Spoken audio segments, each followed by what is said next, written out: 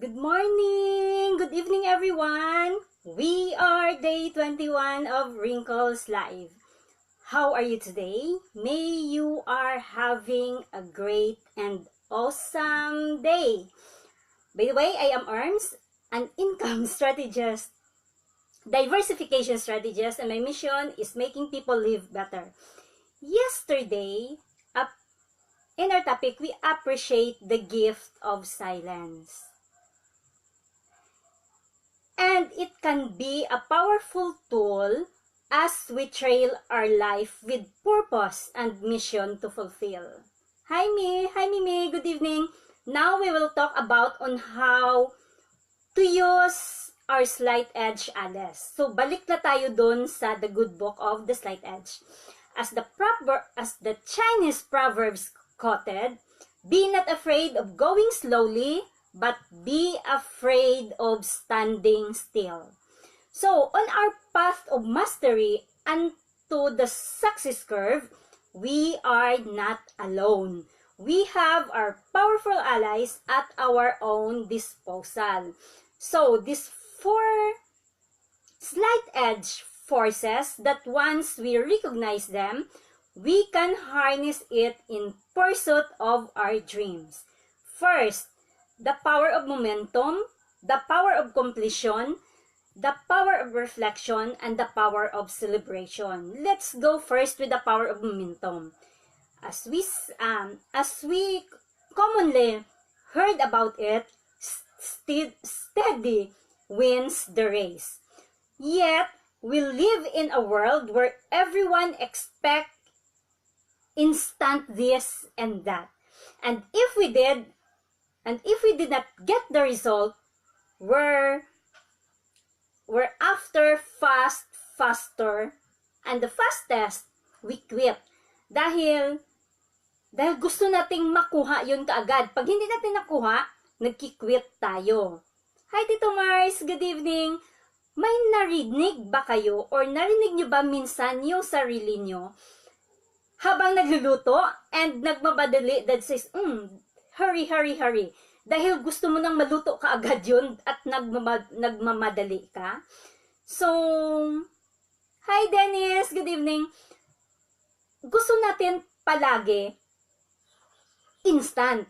So, kahit pagkain, gusto nating instant. Kaya nauuso na rin yung mga instant sa pagkain. We've come to expect fast results and we demanded it. Faster, fastest, the better. Ito yung strategies that eventually would take us down because it is the slight edge curve to the unhappy life. Going too fast or growing too fast often puts the system or a person at a survival risk. So part of learning the slight edge is finding our own optimal rate of growth.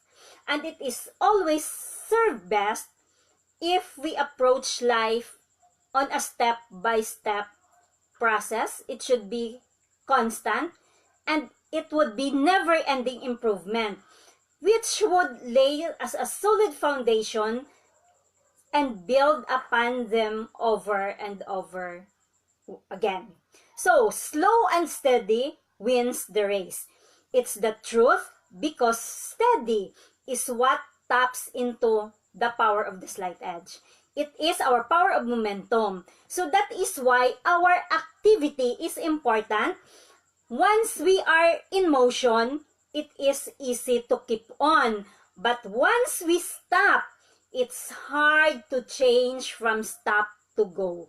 So, na-notice nyo yon yung mga nag-gym or nag-jogging na tuloy-tuloy siya in a few days tapos biglang na-disrupt. It is so hard to go back again. Hi Tito Bench, good evening. So we are in motion. It's also far easier to make positive changes in our direction. It flows and moves in our own pace, automatically homing in an optimal growth rates. So understanding and learning to go with the flow, as Dan Miller says, let it go and let it flow. Because a body in motion and staying in motion, it is in momentum. So pag nandun na tayo sa power of momentum, tuloy na yon, at kailangan hindi yun ma-disrupt. Hi Gloan, good evening. Second, the power of completion. So kailangan daw natin i-clear out ang lahat na undone and incompletes. So ano yung mga things sa buhay natin na incomplete right now? May unfinished projects ba tayo? Unpaid bills? Have we borrowed a book and we did not return it yet? Is there someone in our life who need to hear you say, I love you, I'm sorry, thank you, I appreciate you? Any unkept promises, just like a weekend away with our spouse or a date with our kids, something that we promise na hindi natin nagawa, and agreements or commitments that we left hanging. Each and every incomplete things in our life or work exerts a draining force on us. It sucks the energy of accomplishment and success out of us, as surely as a vampire stealing our blood. So, incomplete things keep us calling back to the past to take care of them. And it keeps that past alive. So remember that people who live in the success curve are pulled by the future. But a surefire way to be forced to live as a prisoner of our past is not to complete things that is on the failure curve and being pulled by our past. So it is not always easy to complete those incomplete things in life. Alam natin lahat yon. Maybe because yung fear of confronting the issue, yung feeling na intimidated ka or overwhelmed by it, worrying because it might be difficult and uncomfortable to deal with. So it has been compounded, and this time, since pinabayaan natin, the slight edge is working against us. Now, take on those incompletions in our lives. Isipin natin na we are just learning how to walk. So baby steps lang, one at a time, letting the force of the slight edge work for us to help us complete whatever needs completing. So based on our own experience, this is not easy for everyone. I tell you, it is not easy. Sometimes it is a painful process, but sometimes wala tayong magawa kundi kailangan natin gawin yon. 'Di ba? The biggest meal is still eaten one bite at a time. So think yung book ni Art Williams, that yung title niya is All You Can Do is All You Can Do, but all you can do is enough. So find something you can do and do that. So make that phone call, reach out, apologize, clear out the basement or the garage, kung ano man yung nakakalat doon, write that letter, give 15 minutes of completing something every day. So, one step at a time, di ba? Baby steps. Each time you do complete something, you get to move on with our luggage a little lighter and a bit more spring in our steps. Is it easy to do? Absolutely. Madali lang naman siyang gawin. So, but if we don't do it today, will it destroy us? Alam natin kung ano yung mangyayari. So, next is the power of reflection. Facing the man or woman in the mirror. So, harapin natin yung sarili natin in a mirror. Being productive and being busy are not really necessarily the same thing. Doing things won't create your success. doing the right things will. So if we are doing the wrong things, do more of them won't increase our odds of success. It will only make us fail faster. Because nobody sets out to fail. Lahat naman tayo hindi natin pinangarap na maging isang failure, di ba? Hi Lori, good evening. So we are all believes that we are headed down the right path. So what happens in between or during that journey, sometimes we forgot because everybody gets busy, everyone does the action, but kung tanungin natin yung sarili natin, were they the right one? Were it productive? Did we take a step forward onto the right things that we do every day? So these questions, most of us never take the time to think about it. But did you listen to a good information today? Or just zone out to something that is buzzing around us? Did you engage in a positive conversation or did you gossip or complain? What did you read that contributed to your success today? Did you do any of the things unsuccessful people that are not willing to do? Whose dreams did you build today? Yours or somebody else? Naitanong ba natin yun sa sarili natin? So ask ourselves the specific slight edge question in each area of our life. Ano yung critical doon? The simple things that are easy to do and easy not to do. Did I do it? Did I move forward? Did I ride the success curve? Nowadays, more and more people choosing to achieve the higher level of productivity through reflection by working with a coach or a mentor. Because when someone mentors you, it holds the mirror on your face and shows you what you're doing day in and day out. It keeps the slight edge in our face.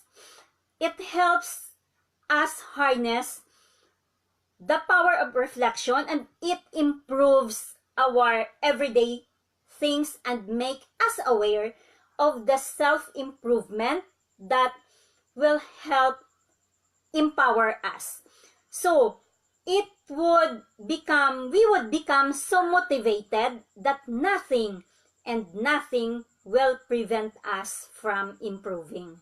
Next, the power of celebration. So, ano naman yung power of celebration?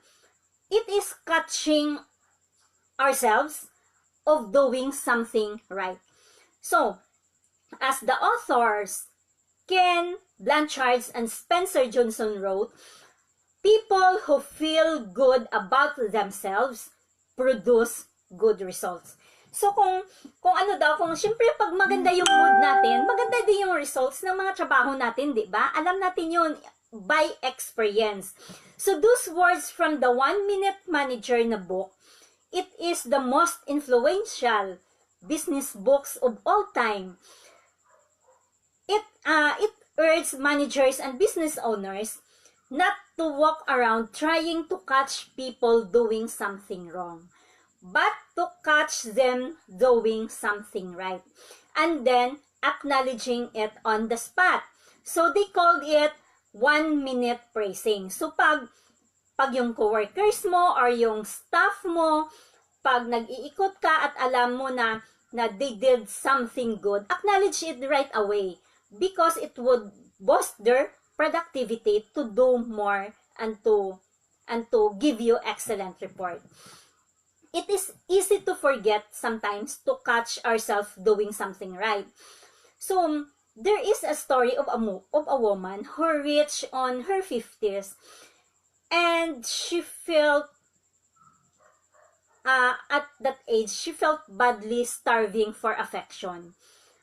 She did not know that she would continue with her marriage. And kinausap niya yung husband niya.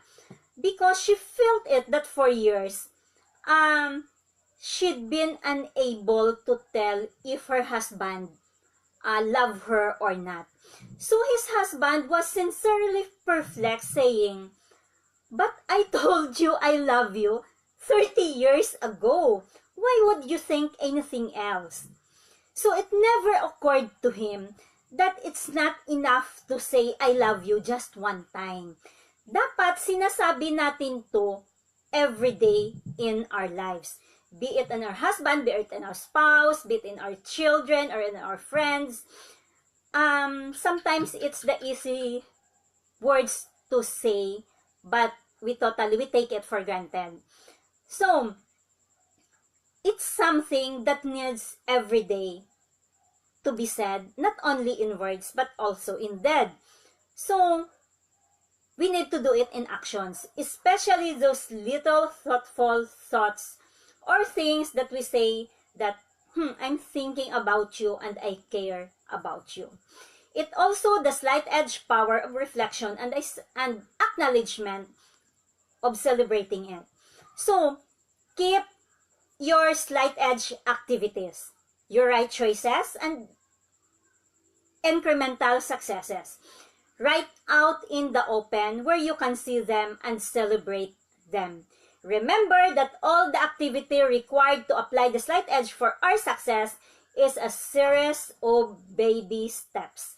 So, trust the process, acknowledge those steps, no matter how small or insignificant they may seem at the time. Make each successful right choices every day a celebration. You'd be able to tell or feel literally those balance scales shifting in your favor. Nothing breeds success like more success. It's so simple that it's easy, tragically easy not to do it. So, the good news is doing it is just as easy. So, remember our 4 allies. The power of momentum, steady wins the race. The power of completion, clear out all the undone and the incompletes. On reflection, face yourself in the mirror and ask yourself what you need to do every day in order to bring yourself onto the success curve. And of course, the power of celebration, catch yourself to do something right or recognize it with the people that surrounds you. So, baby steps, you can do it. Success is in our hands. And let ourselves be in the 5% of the total populations who do the right thing of choosing to take the path of the road not taken by everyone. Thank you all for being here with me on day 21 of Wrinkles Live and those who are watching on replays. Hi Cecil, good evening. For those who are open to start a business with these powerful allies behind you, if you want to make some extra money on the sideline, just go to my profile and send me a message. I could send you some information. See if it is a fit for you or not. Who knows? This could be the one that you are waiting for to level up your income and success and live the life that you always wanted. Thank you all. Good day and good night. See you all again tomorrow on Wrinkles Live Day 22, and that is to cultivate our slight edge habits. See ya! Great night and great day to all.